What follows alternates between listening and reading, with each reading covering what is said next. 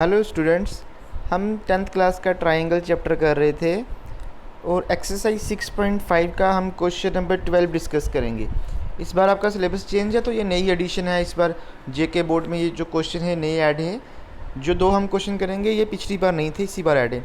तो नंबर 12 है पहले, 2 poles of height 6 metre and 11 metre stand on a plane ground. दो पोल हैं, एक की हाइट है 6 मीटर, सपोज इसकी हाइट है सपोज पहला पोल है इसकी हाइट है 6 मीटर और दूसरा पोल है जिसकी हाइट है 11 मीटर।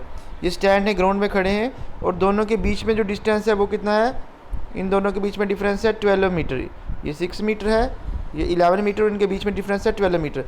हमें निकालना है डिस्टेंस बिटवीन देयर टॉप्स, हमें ये डिस्टेंस फाइंड करना है, ठीक है। अब एक बात देखिए, इसको यहाँ से हमने ज्वाइन कर दिया। अगर ये 12 है तो ये भी कितना होगा 12, ये 6 है इसके सामने, ये भी कितना होगा 6। टोटल 11 था, ये यहाँ से यहाँ तक 6 हो गया, तो बाकी ऊपर वाला कितना बचेगा 5। तो ये 5, ये 12, दो साइडें पता है तो थर्ड साइड हम पीजीटी लगा के कर सकते हैं। तो इसको ध्यान से देखिएगा। अब हम पहले हमने इसकी डायग्राम बना ली। देखिए ए बी आ गया आपका 6 मीटर एक पोल की हाइट, डी सी आ गया 11 मीटर दूसरे पोल की हाइट, और बी डी उनके बीच में डिफरेंस कितना है 12 मीटर। तो वही लिखा C D and A B the poles of height 11 metre and 6 metre. अब अगर बी डी 12 है तो ए पी भी कितना होगा हमारे पास? ए पी भी 12 होगा। और ये ए बी 6 है तो इसके सामने डी पी भी कितना होगा 6 होगा। तो ऊपर वाला पी सी कितना बचेगा? 11 में से 6 माइनस करेंगे तो कितना बचेगा 5। अब इसमें हमने राइट ट्राइंगल में पैथागोरस थ्योरम लगाई। दो साइडों का square is equal to third side के स्क्वायर के बराबर होता है।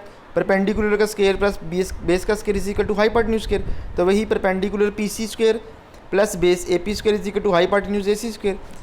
इसकी वैल्यू 12 थी, ये वैल्यू हमारे पास 12 थी, ये वैल्यू हमारे पास 5 थी। तो 12 का स्क्वायर प्लस 5 का square is equal to A C square.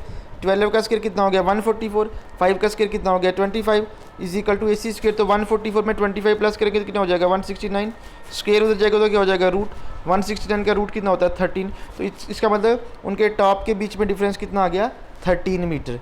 ये आपका जो है आंसर हो गया क्वेश्चन नंबर 12 का।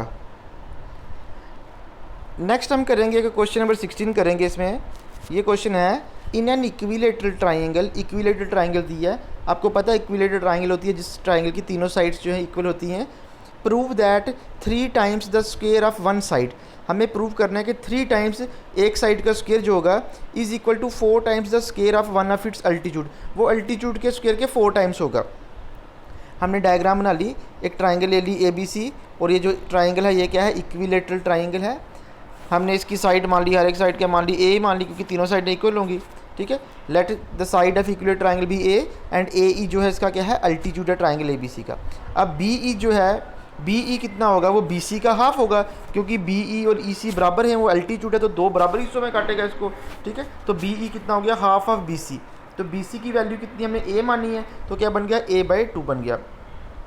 हमने राइट ट्राइंगल में ए बी ई में पैथागोरस थ्योरम लगाई। पैथागोरस थ्योरम होती है बेस का square plus perpendicular square is equal to hypotenuse square.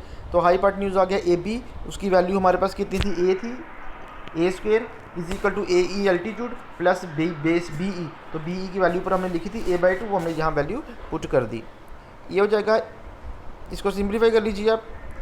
A E square को इधर ले आए, इधर ही रहने दिया, a/2 को इधर लेंगे। एक स्टेप में आप यहाँ कर लीजिएगा A square is equal to A E square plus A square upon 2 का स्क्वायर कितना हो जाएगा 4। एक स्टेप पे कर लीजिए।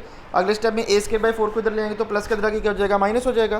तो बन गया A E square is equal to A square minus A square upon 4। इसके बाद आप इसके बाद इसको क्रॉस मल्टीप्लाई कर लीजिए।